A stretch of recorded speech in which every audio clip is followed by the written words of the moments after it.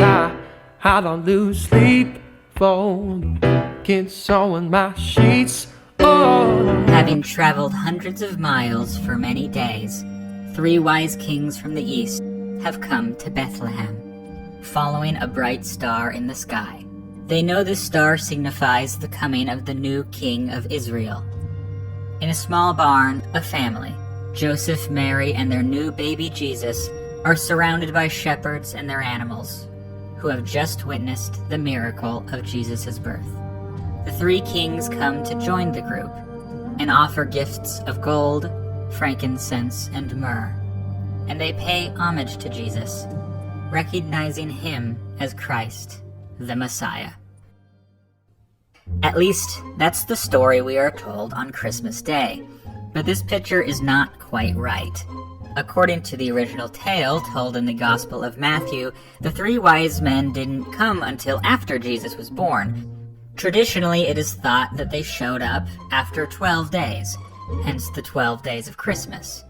Also, the story of the shepherds worshiping Jesus isn't mentioned in the Gospel of Matthew, but in the Gospel of Luke. And that does happen on the night of Jesus' birth. The combination of these events in the traditional nativity scene is a convenient artistic convention.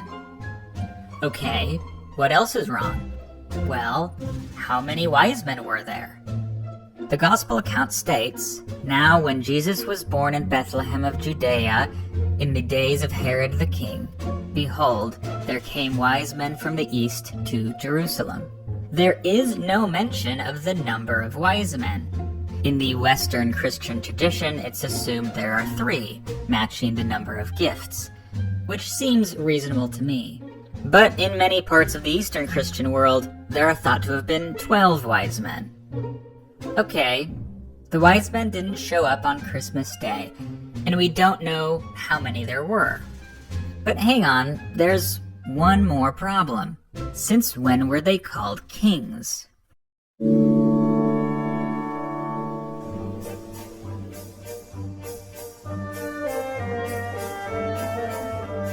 While the 3 gift givers in the Christmas story are often called kings, there is no indication that they are rulers of any kind in the gospel narrative.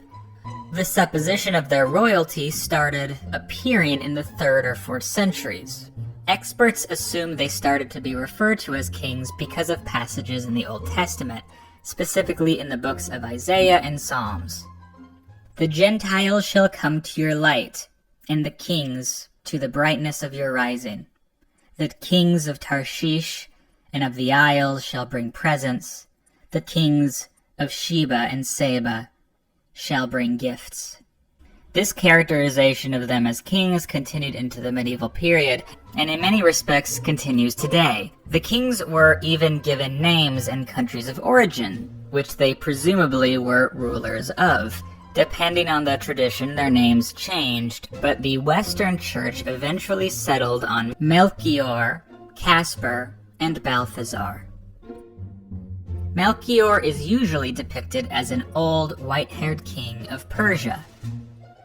Caspar is middle-aged, and is usually said to be king of India. And lastly, Balthazar is a young, dark-skinned man and a king of Arabia, though in later traditions is commonly said to be an Ethiopian king. I should point out that all of this is just the most common interpretation. What the kings' names are, their ages, and places of origins are all pretty malleable because, well, it's all made up. While all of these conventions and traditions are interesting, it falls on me to point out that they are all wrong, or at the very least completely unfounded. For one, the men weren't kings. Clearly they were men of some importance, as they do visit King Herod before visiting Jesus, and not just anyone could get an audience with the king after all, but the gospel doesn't say that they are royalty of any kind. Secondly, they aren't from separate kingdoms. When they leave Judea, the Bible says, "They departed for their own country," singular, another way. So okay, who were these men? Well, it's actually not hard to figure out. In most English translations of the gospel, the men are referred to as wise men. But if we look to the original Greek, we see the word used is magi.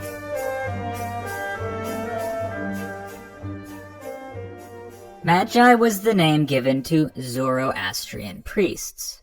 Zoroastrianism was a major religion in the ancient world, practiced mostly in Persia, which at this point was part of the Parthian Empire. Its founder, the prophet Zoroaster, sometimes called Zarathustra, taught that there was one supreme god, named Ahura Mazda, meaning wise lord, and one evil entity named Angra Mainyu. These two deities were said to be in a constant lock struggle, good versus evil. And the message of Zoroaster and his later followers was to always take the side of good, of Ahura Mazda. As you can probably see, this sort of cosmology was very influential to Christian theology, and helped promote the devil, a character rarely seen or even discussed in Judaism, and make him a central figure in Christianity. Anyway, in the Greek-speaking world, magi were quite well respected as sages, and above all else, astrologers, which makes sense as the biblical magi were said to have followed a star to Jesus. This respect for magi may well be why they are included in the gospel account, though there is probably more to it than that. See, the writers of the Gospels were very well acquainted with the Old Testament scriptures, and made constant references to them. This story in the Gospel of Matthew is making reference to the book of Numbers, the fourth book of the Hebrew Bible. In Numbers, there is a character called Balaam. He is a priest and a diviner from Persia hired by the Moabites, a tribe of people blocking the Jews from the Promised Land. He is ordered to set a curse on the Israelites, but Balaam doesn't do that. After he has a vision from the God of Abraham, Balaam blesses the Israelites instead, and gives a prophecy. I see him, but not now. I behold him, but not near. A star shall come out of Jacob, a scepter shall rise out of Israel.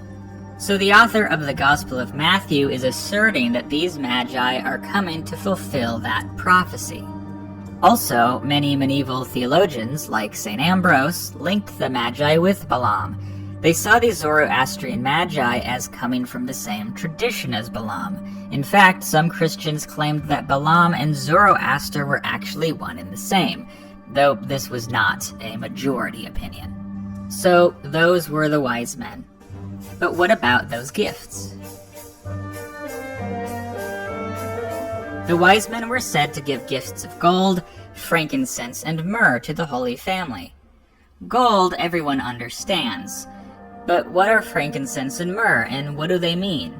Well, on a surface level, like gold, they were very valuable products.